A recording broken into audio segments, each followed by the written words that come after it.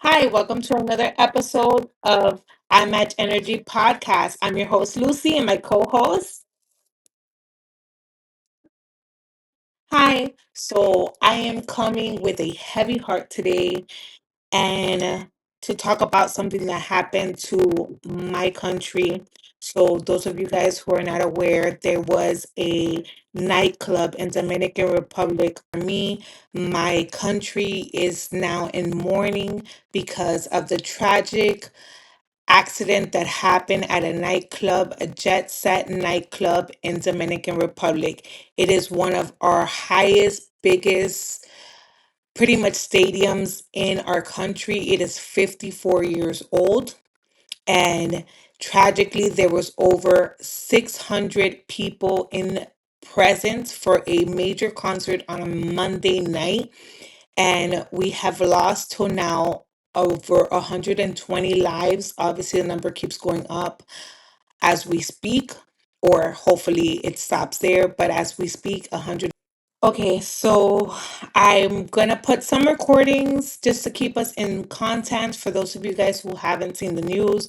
I don't want to over stimulate you guys, but just take pits so you guys could get a better idea of what's going on. This happened on Monday night. It is something that is obviously devastating for so many people, so many lives.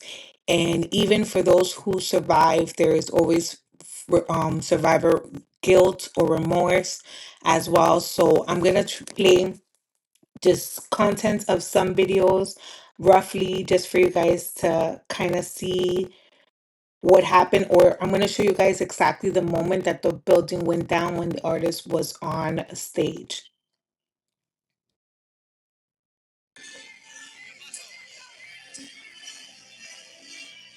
So this is the artist on stage, his daughter and her husband, and then all the club was full. They thought it was a fight. He's pointing, even the artist is pointing like, look, there's something on the roof. And they thought it was a fight. And a minute later, the whole roof caved in. Mhm. Because they thought it was a fight. No one moved. And this is a very elegant club, so it's not like a ringy dingy. Oh, it's a fight. Everybody's running. No, these people paid over $1,000 for these tables. Everything crashed on them. The reason why the most of the people on stage survive is because the artist is in that particular club. Because this used to be the original, before it was a club, it was a theater, like a musical theater. So the stage has a back door, so everybody on the stage except for one guy with like a saxophone, he was one of the only ones that died before the artist itself. They all escaped to the back door. So one of the sweetest things ever in that part is that the white, the main singer, his daughter and her husband are one of the singers, the lead singers in the band. And the husband pushed her out the door and told her one of us has to survive for our kids. And he pushed her through the door. Thank God they both survived, but he broke his leg. Like the thing fell on top of his leg, but they were able to take him out, right there.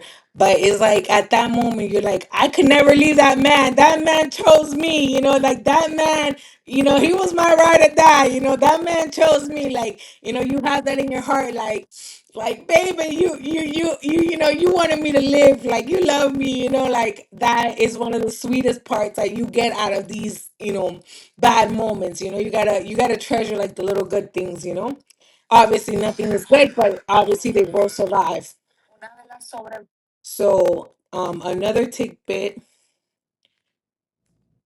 So this is the night after, and these are people who are literally stuck under the rubble. Like they're stuck under here. And the girl's like, the guy's telling her, let me see your hand. And she's like, I can't give you my other hand. It hurts too much. But they're literally stuck under the rubble. Bodies just stuck. There's just the light shaking and people seeing it. And these are the girls who managed to escape. because their drinks got stuff in it, and they're walking towards the exits to go complain.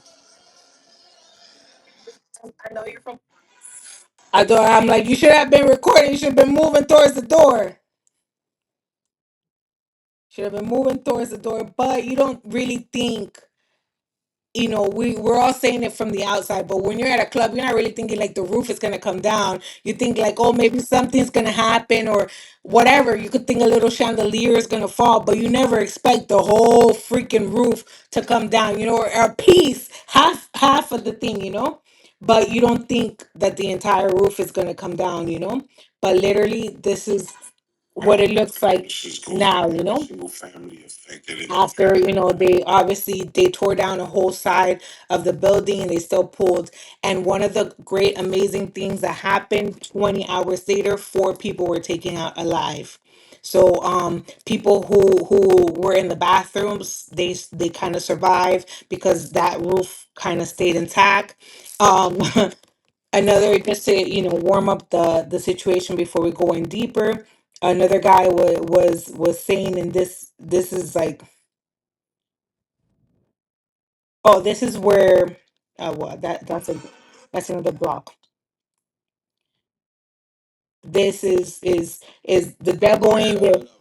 Everything fell, but all the liquor, Hennessy, bottles of Patron intact. Not one bottle fell. We should have been behind the bar. You should have been behind the bar. Everything survived. Not one bottle's twisted, turned to the side.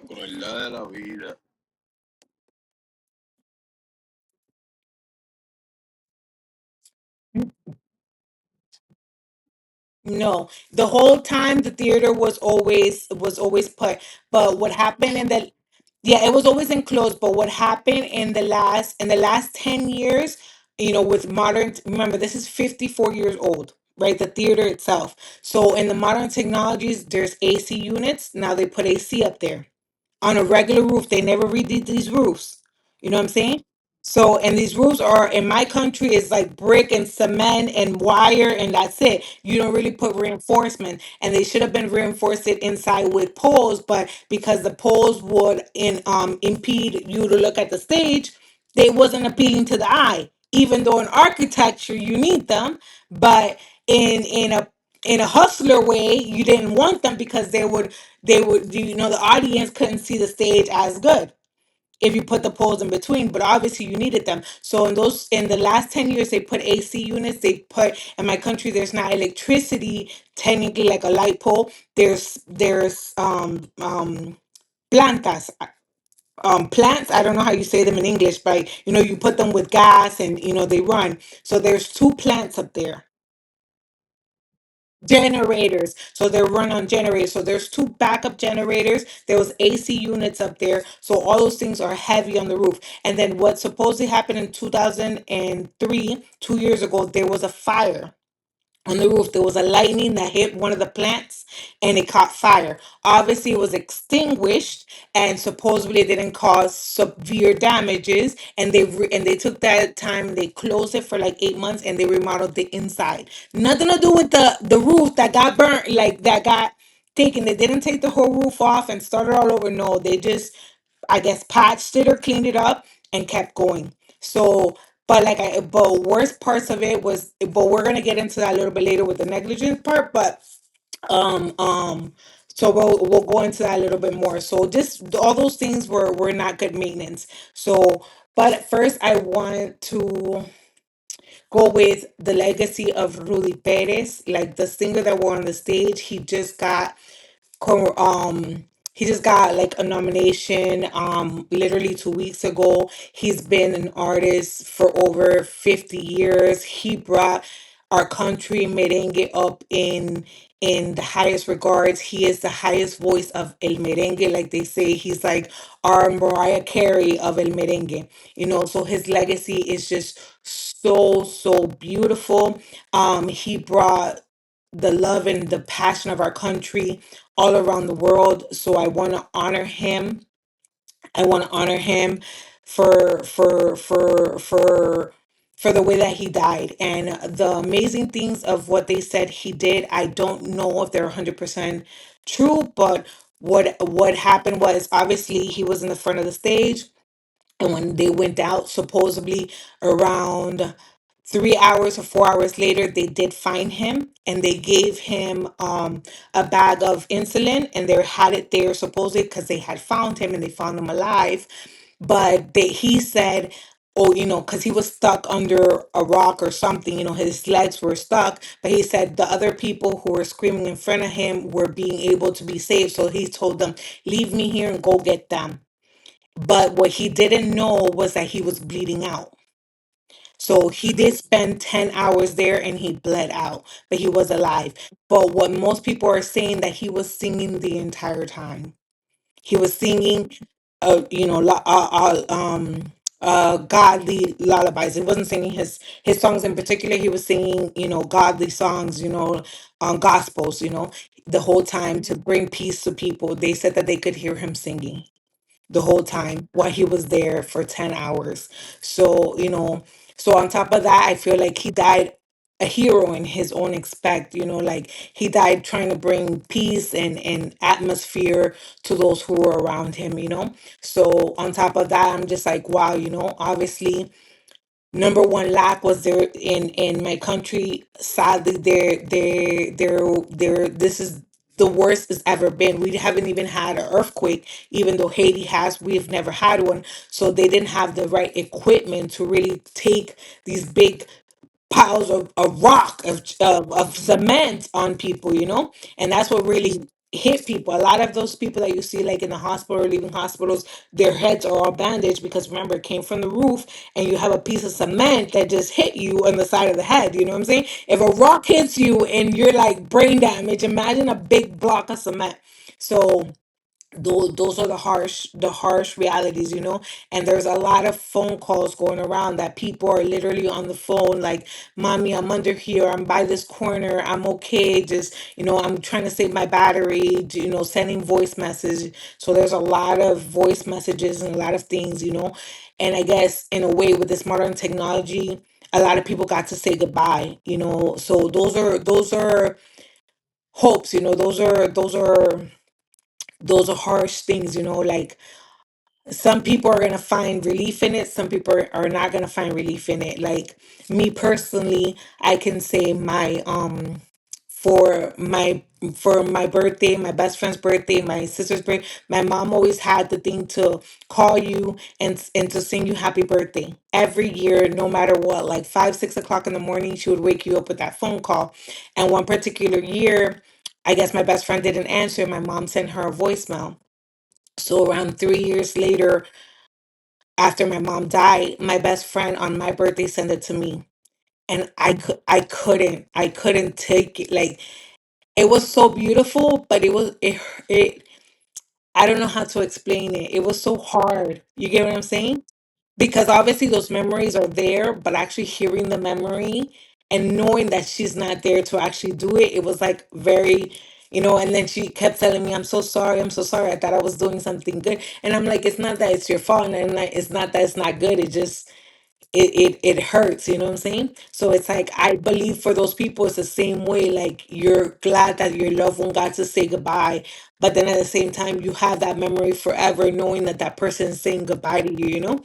So it's a hard line. Everybody copes totally different, so I do send a lot of love. There was baseball players there, major leagues, and then one of the guy, one of his friends said that he had sent him a voicemail, and he told him, "Don't worry about me. I could be here for years. I'm strong."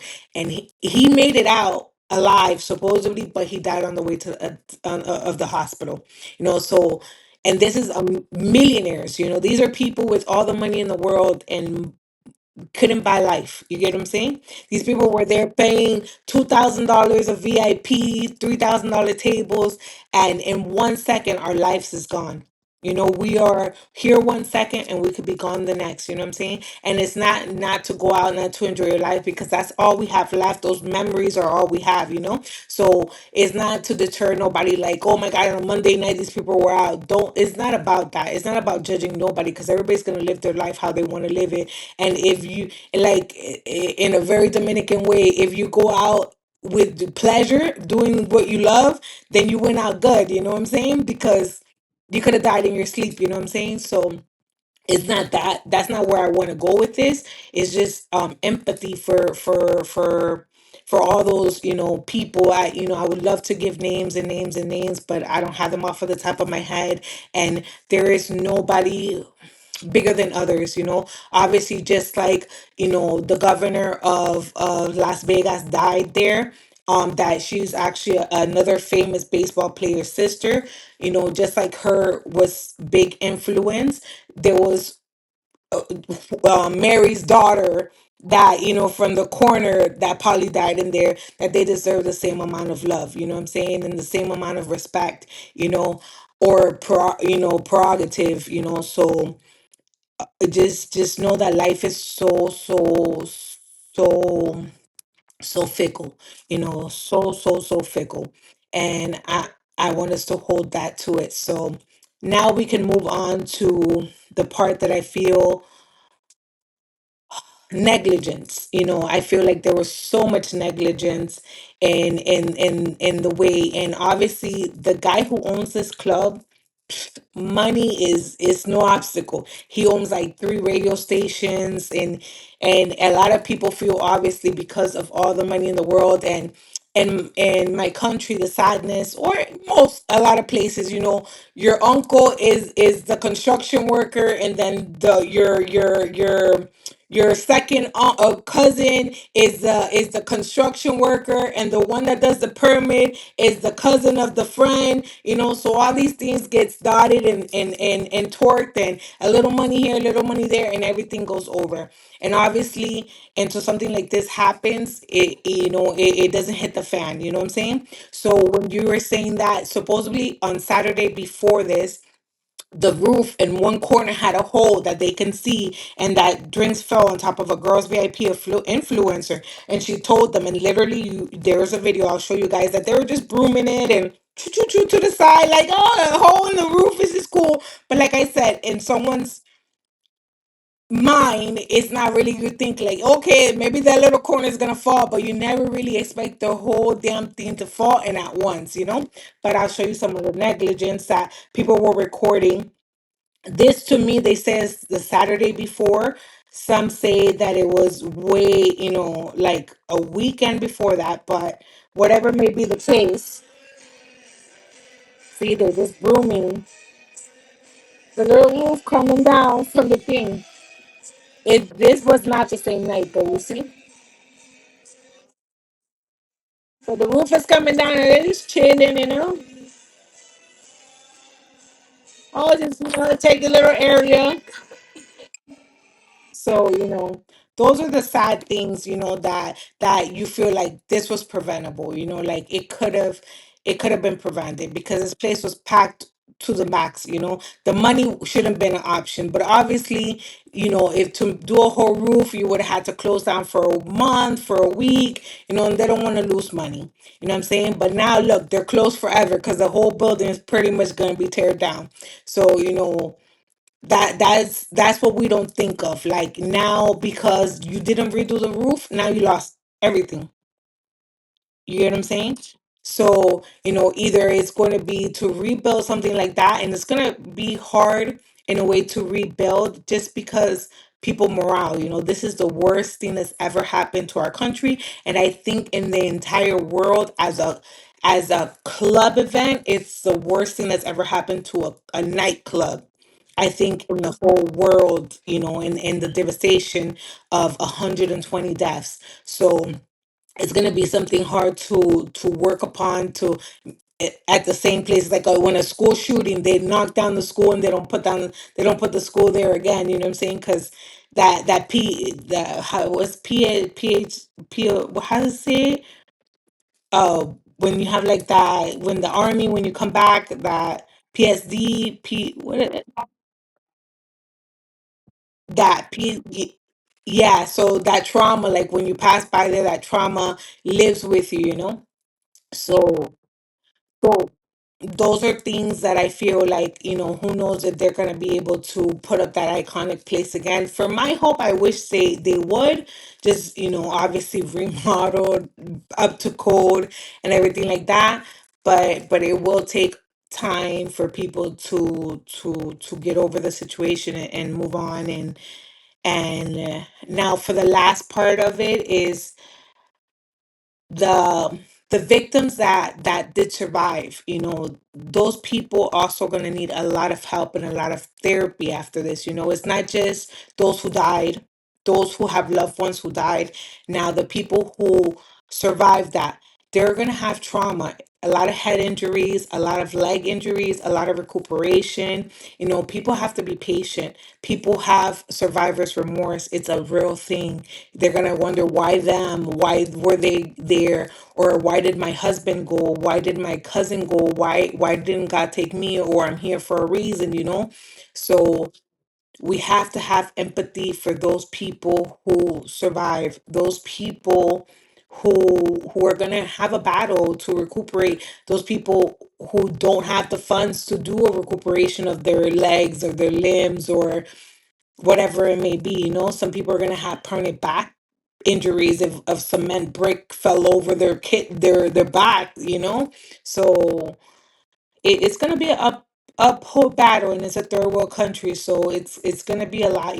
I'm very proud as a Dominican of all the people who have gone to donate blood. Some people were there till 2, 3 o'clock in the morning. There were lines of over 150 people after hours, going there and donating blood because they didn't have enough blood for all these people. So that shows you the love. There was people, volunteers. Thank you for the Puerto Rican or survivor military, not Pakistan, Israel's.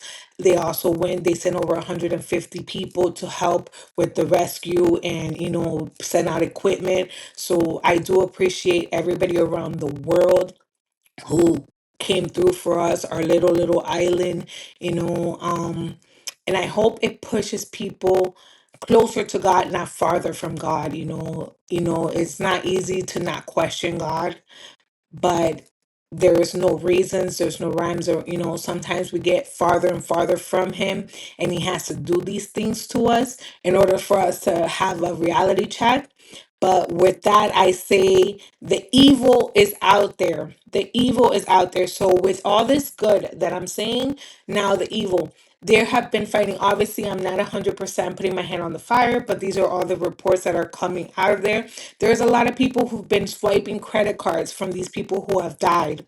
Like, they're finding the wallets on the floor and they're swiping their cards at gas stations, at malls, like they're stealing people's jewelries. Remember, all these people that were there were some influential people with some moolah. There people, supposedly there's recordings of police officers telling them, yo, I'm gonna get you out, give me that jewelry, give me that necklace.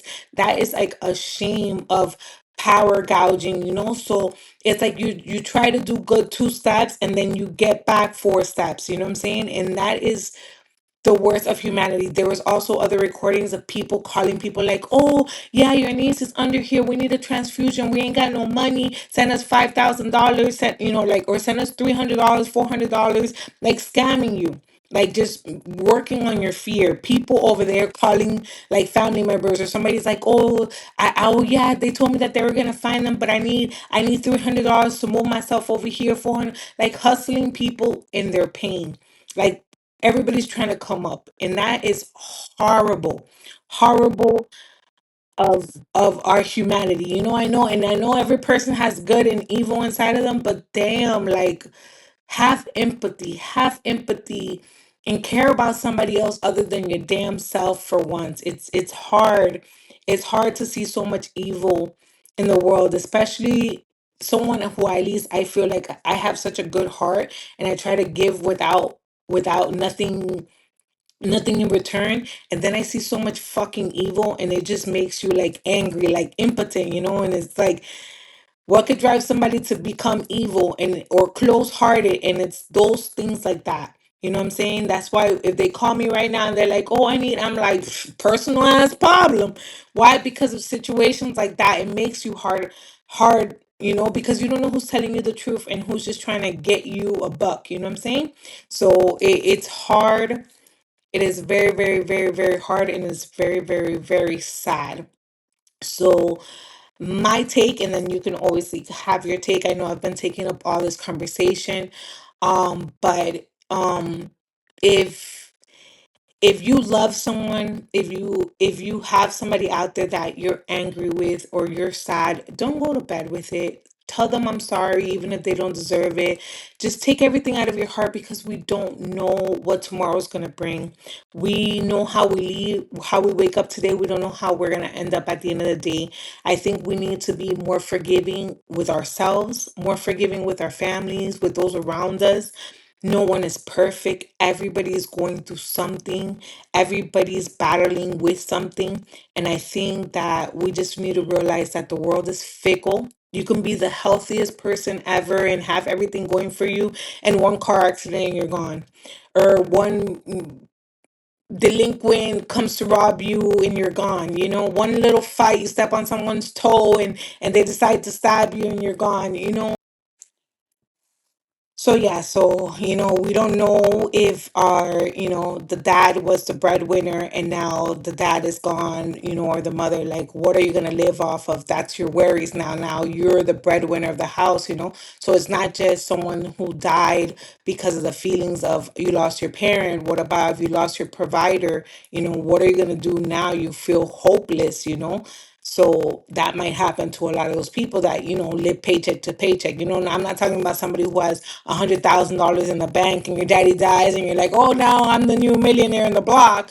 I'm talking about the person who lives check to check, and the daddy was the one that used to go out to make the bread, and they were in college. Now their whole life is gonna change. So we have to just know that a lot of people are going to be going through withdrawals, and a lot of things are going to change for a lot of people if you want it or not. So just let's have some empathy out there, and keep surviving. So now, Ashanti, I know I've taken over everything over here. So let's hear your 2 cents of minding other people's business. No, they did, but in the authorities, I'm not saying that the authorities in that part was negligence, because the help was there and they were, but the thing was that the blocks were just too heavy. Regular two human beings or three couldn't pull the amount of cement off of these people. So a lot of people who did survive, like those initial 300 people, were the people who were outside of the club, because there was still a line outside of the club. The artist was just hadn't been up on the stage for 30 minutes. There was one person who said, literally, I walked out to go get one of my cousins from the door to come bring him in. So there was still a line at the door of the club of people coming in. So those people pulled people out that were close to the door. Like anybody who was like close to those things, they did. And people who were around, anybody, the hospitals, the doctors, anybody were helping. So I'm not gonna say those people were negligent. It's just in the part of us having the right equipment to pick up those heavy, you know, grading cement, or having those machineries, it wasn't there fast enough. That heavy machinery to pick them up. And at the beginning, they don't really want to supposedly bring those big machines, because you feel like you're going to squish them instead of helping them out. So you want to kind of crawl in there and try to take everybody out. But us, you want immediately, let's take them out, let's you think like, oh, if I pull everything off of them, it's going to be that. But remember, you're pulling things off, you're shaking things on the bottom. And those people who have found like a crevice, and they're in between a crevice and another crevice, surviving and breathing, that thing that you're taking off might move something else. You know what I'm saying? So I think the first responder way is to kind of crawl first, and to see what they can take out that way, and then start moving pieces off. But I'm not lacking on the people, because everybody who was in the area, and there's still people who've been sleeping outside waiting for their, to hear from their family members, hear their names being called. So I'm not 100% going to lock on the people who were first on the scene, but where I'm going to lack is of the delinquents who were stealing the wallets. But anyways, let's go back to you before I go on my rant again. But go ahead.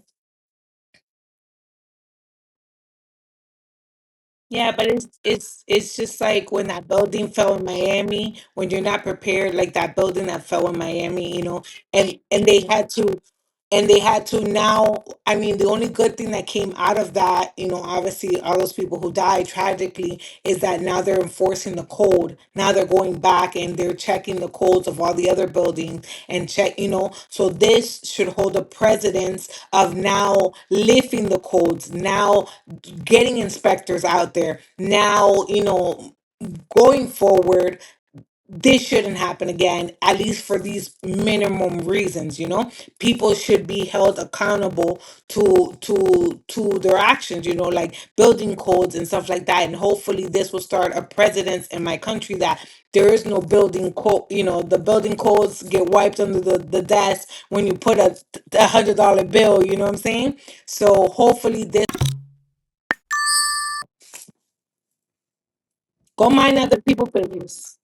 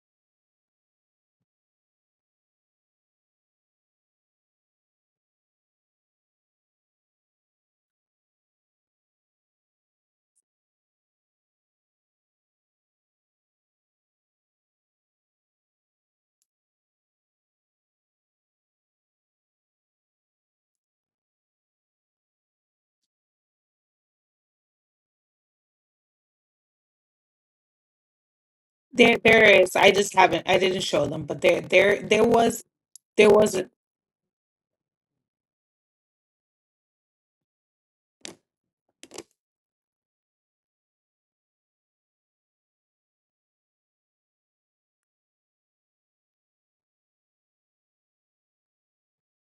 yeah.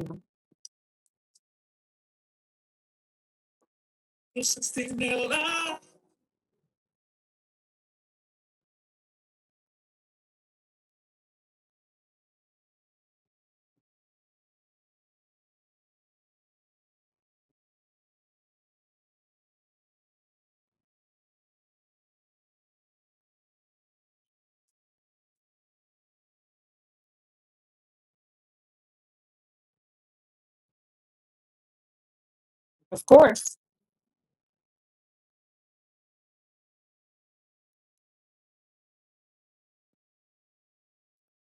Or some now I'll show you some of the nicest clips. Like this was one of the biggest church group.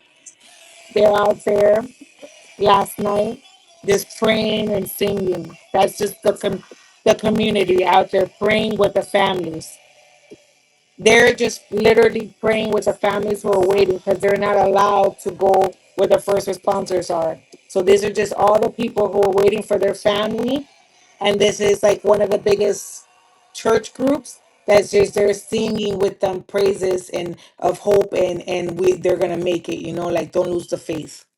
So there was a lot of people who went out there to support like the families who literally just slept outside, because literally they were just sleeping outside in chairs or on the floor while the first responders were trying to pull out people. So there was a little problem with the audio, but I didn't want to take out some of the content, so please bear with us. We do yeah, but apologize. They wouldn't let I understand, but I'm saying they wouldn't let them because the first they would say that you're impairing the first responder.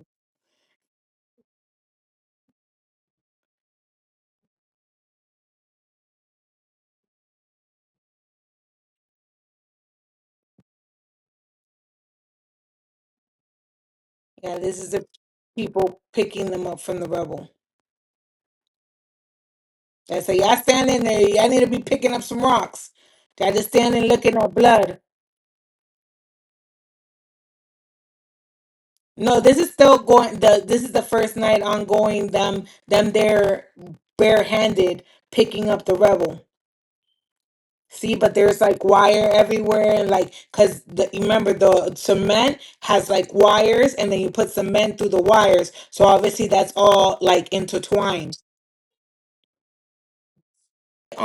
One psychologist did say that the school or like one of the biggest schools of psychology over there were going to get like their pre-grads or their like their accounts, like the kids that were just graduating, these were a good pro bono for them, as I don't want to say test dummies, but like to go out there and give their works, their studies, that they're about to graduate, to do free work and go give counseling, go give, hear out these people, so I did hear that's one of the big major things because like I said, and a lot of people are still very taboo about therapy, they don't understand the magicalness of therapy because most people don't even like to say their problems out loud, or speak about something. And sometimes it's good to speak about something, when you have it on your heart to take it out, even though you may think, what is it talking about it going to help?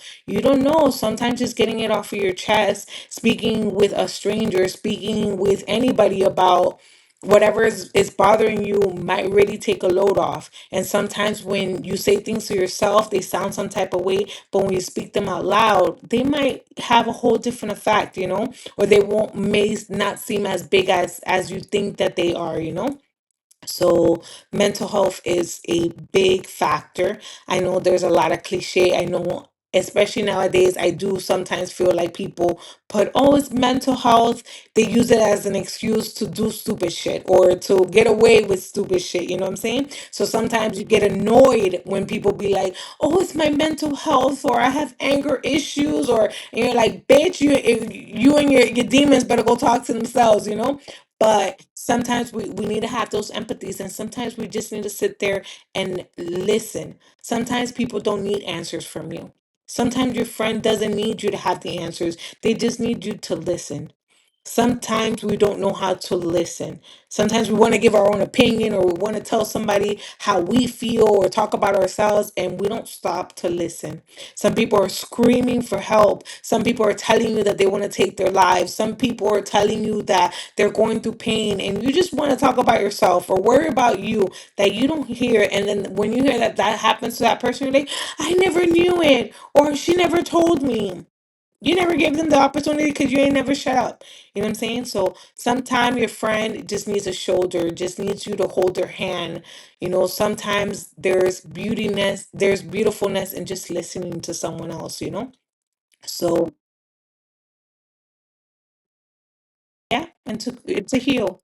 And some people are not going to heal, and it's okay as well. Some people are going to have to find different ways to deal with it. Some people are going to cope with alcohol. Some people are going to go to religion. Some people are going to go to this. And there's truly no right or wrong way for anything because every human being is different.